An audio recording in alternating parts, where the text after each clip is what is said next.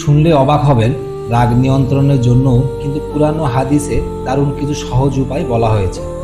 আল্লাহ রসুল বলেছেন, শক্তিশালী সেই ব্যক্তি নয় যে কুস্তিতে জেতে, বরং শক্তিশালী সেই যে রাগের সময় নিজেকে নিয়ন্ত্রণ করতে পারে।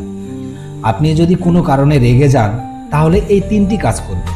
1, যদি দাঁড়িয়ে থাকেন তাহলে বসে পড়বেন। 2, যদি বসে থাকেন তাহলে শুয়ে পড়বেন।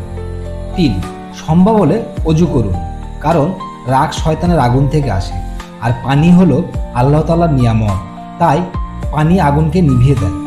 এই সহজ আমলগুলো রাগকে নিয়ন্ত্রণ করে অন্তরে আনে প্রশান্তি।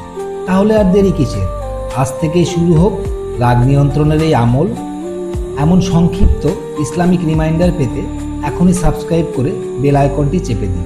শেয়ার করুন যেন চারিদিকে ছড়িয়ে যায় ইসলামের জয় জয়কার।